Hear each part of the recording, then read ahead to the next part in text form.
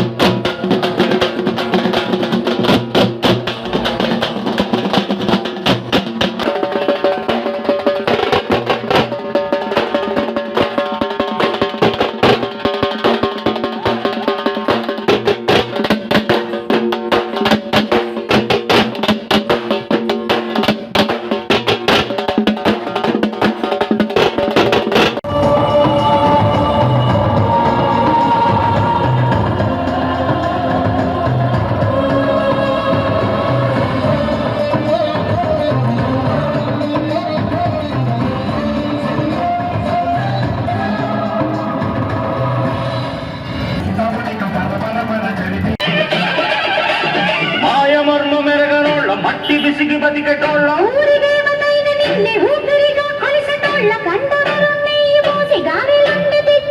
బుజ్జుముండ కళ్ళు కుండ ఎండబెట్టుకొచ్చినాము దండాలు దండాలు అమ్మోరు కళ్ళు శతకోటి దండాలు మాయమ్మ కళ్ళు పొట్టేళ్ళు తెచ్చాము అమ్మోరు కళ్ళు పొంగళ్ళు పెట్టాము మాయమ్మ కళ్ళు ఆరగించి మమ్మేలు అమ్మోరు కళ్ళు. రాష్ట్రంలో 30,000 మంది యువతులు అదృశ్యమైన గత ప్రభుత్వం పట్టించుకోలేదని మాజీ మంత్రి పీతల సుజాత ధ్వజమెత్తారు. వీరందరి ఆచూకీ తెలుసుకుని వారి కుటుంబాలకు అప్పగించడానికి ప్రస్తుత ప్రభుత్వం కృషి చేస్తోందని తెలిపారు. మంగళగిరిలోని టీడీపీ కేంద్ర కార్యాలయంలో శనివారం ఆమె మీడియాతో మాట్లాడుతూ ఆసరా పేరుతో మహిళల్ని జగన్ మోసం చేశారని, చేయూత పేరుతో చేతివాటం చూపారని ఆరోపించారు. ఒక కుటుంబంలో ఎంతమంది చదువుకునే విద్యార్థులుంటే అంతమందికి అమ్మఒడి ఇస్తామని చెప్పి చివరకు ఒకరికే పరిమితం చేశారని అన్నారు. రాష్ట్రాన్ని అప్పుల ఊబిలోకి నెట్టారని సుజాత మండిపడ్డారు. కూటమి ప్రభుత్వం అధికారంలోకి వచ్చిన తర్వాత ప్రజలకి ఇచ్చిన హామీలన్నీ కూడా ఒక్కొక్కటిగా నెరవేర్చుకుంటూ గౌరవ సీఎం గారు చంద్రబాబు నాయుడు గారు ముందుకెళ్తున్నారు. పచ్చకామెర్ల వాడికి లోకమంతా పచ్చగానే కనిపిస్తుందని చందాన ఉంది సాక్షి పత్రిక. ఆ పత్రిక యజమాని వాళ్ళ తీరు, జగన్మోహన్ రెడ్డి గారి తీరు చూస్తుంటే ఈరోజు ప్రజలు చీకుట్టినా కూడా మరి జగన్ గారికి ఇంకా బుద్ధి రాకపోవటం అనేది చాలా దురదృష్టకరం. ప్రజా కూటమి ప్రభుత్వం ఏర్పాటై నెల రోజులైంది. గౌరవ సీఎం గారు చంద్రబాబు నాయుడు గారు సీఎంగా బాధ్యతలు తీసుకొని ఇంకా నెల కూడా కాలేదు. అప్పుడే సాక్షి విషపత్రికలో తప్పుడు ప్రచారాలు, తప్పుడు రాతలు, పిచ్చి మాటలు, సో ఇవన్నీ కూడా ప్రచారం చేస్తున్నారు. వాళ్ళ యొక్క దిగజారుడుతనానికి ఇవన్నీ కూడా నిదర్శనంగా ప్రజలందరూ కూడా గమనిస్తున్న విషయాన్ని నేను ఒకసారి తెలియజేస్తున్నా. ఎలక్షన్ ముందు ఏదైతే రాష్ట్ర ప్రజలు అన్ని విధాలుగా వైసీపీ పాలనలో ఇబ్బంది పడ్డారో ఆ ఇబ్బందుల్ని తొలగించడానికి కూటమి ప్రభుత్వం వచ్చిన తర్వాత మేము డెఫినెట్ గా ఇవి చేస్తాం అని ఏదైతే హామీలు ఇచ్చామో అవన్నీ కూడా చేయటం మొదలు పెట్టాం. ఇవన్నీ కూడా జగన్మోహన్ రెడ్డి గారికి వాళ్ళ సాక్షి పత్రికకి కనిపించట్లేదు అనుకుంటా. చంద్రబాబు నాయుడు గారు ముఖ్యమంత్రిగా ఛార్జ్ తీసుకున్న తర్వాత మొట్టమొదటిగా పెన్షన్స్ మీద సైన్ చేయటం జరిగింది. డిఎస్సి టీచర్ పోస్టుల మీద సైన్ చేయటం జరిగింది.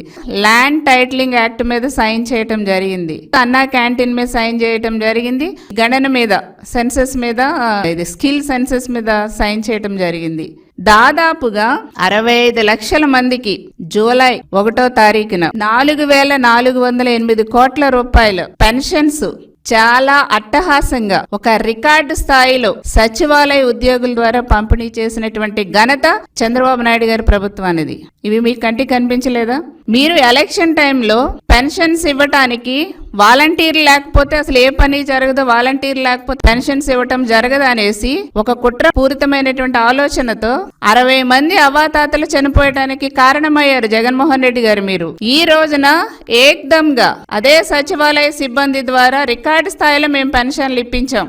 ఒక చిత్తశుద్ధి ఉండాలండి, ప్రజలకు మంచి చేయాలని ఒక చిత్తశుద్ధి ఉంటే ఏదైనా సరే చాలా బాగా జరుగుతుంది. ఈ రోజున మీరు తిమ్మిని బమ్మిని చేసి ఏది దొరక్క ఏదో ఒకటి చేసేయాలి, మనకు పత్రిక ఉంది, టీవీ ఉంది కాబట్టి తప్పుడు రాతలు రాసేసి తప్పుడుగా టీవీల్లో చూపించేస్తే జనాలు ఏదో అనేసుకుంటారని అట్లాంటి భ్రమలో ఉండకండి. అసలు ఎందుకు ప్రజల్ని మనం ఇలా తిరస్కరించారనేది ఆత్మ పరిశీలన చేసుకోవాల్సింది పోయి మంచిగా ఇచ్చిన హామీలు నెరవేరుస్తున్నటువంటి మా ప్రభుత్వం మీద నింద వేయాలనుకోవటం, ఆకాశం మీద ఉమ్ము పూస్తే ఎవరి మీద పడుతుందండి?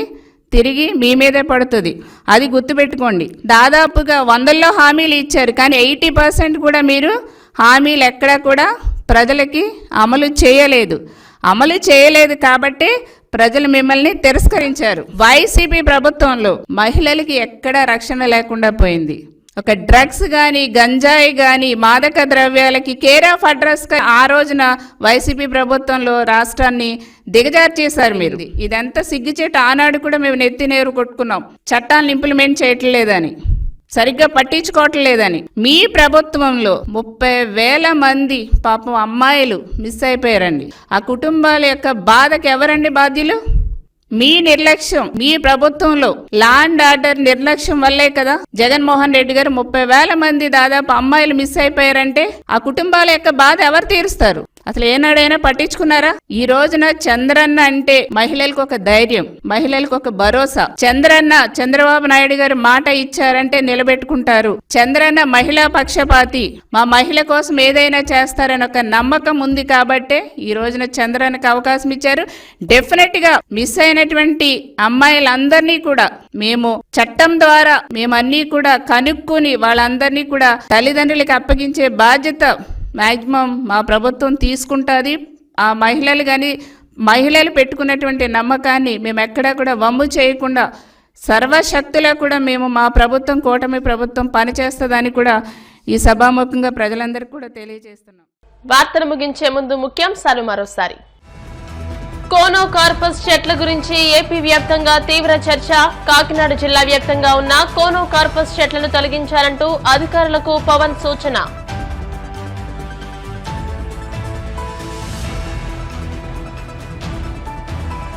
మున్సిపల్ శాఖలో అవకతవకలు జరిగాయన్న మంత్రి నారాయణ. నివేదిక రాగానే చట్టపరమైన చర్యలు తీసుకుంటామని హెచ్చరిక.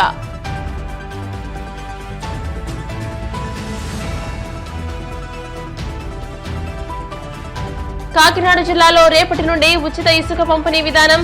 అధికారులు ఏర్పాట్లు చేయాలన్న కలెక్టర్ షాన్ మోహన్ సగిలి.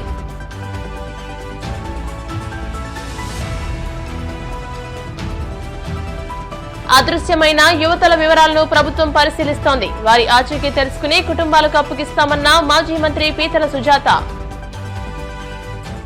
ఈ వార్తలు ఇంతటితో సమాప్తం. మరిన్ని వార్తల కోసం BCN digital YouTube channel, Facebook page ని ఫాలో అవ్వండి. అప్డేటెడ్ వార్తల కోసం ప్లీజ్ సబ్స్క్రైబ్.